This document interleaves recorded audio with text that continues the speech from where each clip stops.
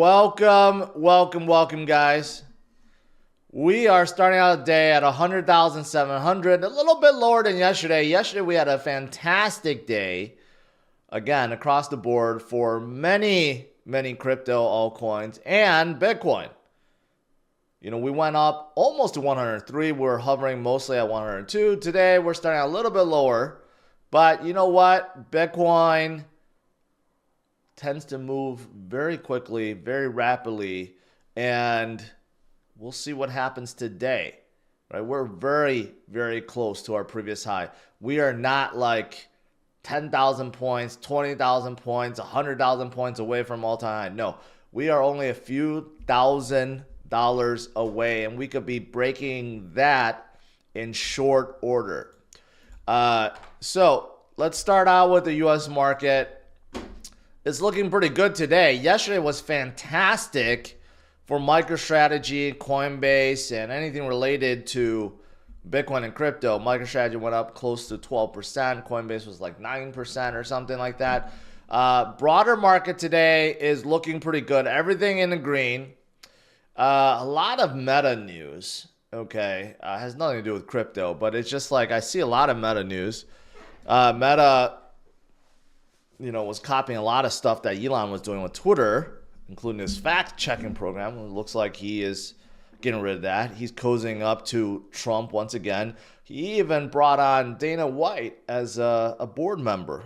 And I don't think it was just because of his relationship with the UFC, but I think a lot of it is due to how close Dana White is to Trump. So I think Zuck is feeling like that is the best strategy for this year or the next 4 years to cozy up.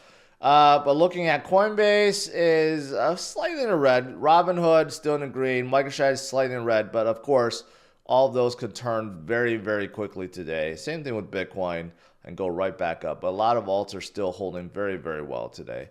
Let's see. 10-year yield rises. Investor wait for economic data. We do have a couple of things to look forward to this week, but they could be good. For example, tomorrow we will get an ADP employment number, jobless claims, things that I haven't talked about forever because they've been pretty consistent with estimates. But we also do have a Fed minutes report from last FOMC meeting. That's tomorrow. So tomorrow, up until the minutes comes out, I think there's going to be like a lot of staleness because usually that's what happens. But generally speaking, there's nothing new that comes out of the Fed minutes. And then, you know what? We get a day off on Thursday, but Friday is going to be huge. It's going to be absolutely huge because we will get another employment jobs number, right? We're going to get unemployment reading and just overall jobs number. And that, my friends, can really move markets in a big way. So let's see what happens on Friday. Here's something really good for you Canadians out there. So the leading candidate to replace Justin Trudeau, and I can't pronounce this guy's name. I can't. Pierre. I'm assuming that's a French name. I cannot pronounce that, but he is the leading candidate. Like the percentage on Polymarket gives him a 92% chance to become the next Prime Minister of Canada. And this guy is super pro crypto. In fact, he is buying stuff every day, making everyday purchases with Bitcoin, and he's proudly showing that. So yeah, so Canada may become a very pro-crypto nation soon. And it's really not a surprise. It's really not a surprise. I mean, these days, you have to adapt or embrace, or you're going to be left for dead, basically, right?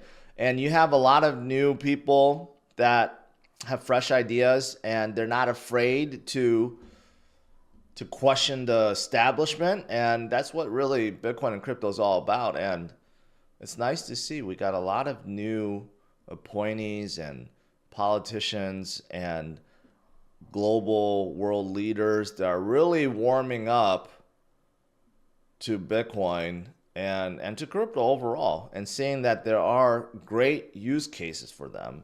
They're not just big Ponzi schemes, although some are, and they're not just, they're not just going to be a big tulip bubble, right? All right, what else is there? This is also very positive. In the U.S., the ETFs are buying Bitcoin like it's out of style or going to run out. And that's appropriate because it will run out soon. And there's not that many to go around.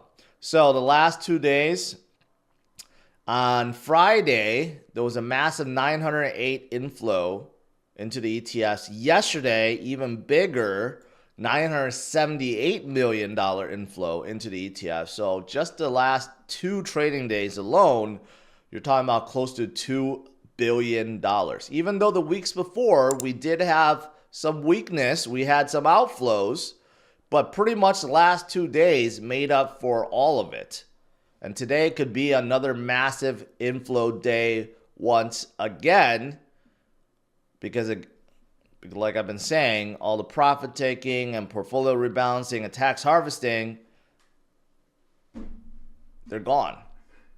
Okay, a lot of hedge fund managers, a lot of portfolio managers had to do what they had to do in the last 2 weeks of December. But now we're starting fresh, and it does seem like everyone's buying back in, and not just buying back in, FOMOing back in. That's why yesterday we had such a good pump above 100,000 to 102. We may see that next massive move to a new high even as soon as this week. I mean, again, Bitcoin moves really quickly, and unexpectedly sometimes, in a good way. All right, what else is there? Bitcoin addresses with balance of at least $1,000 reaches all-time high.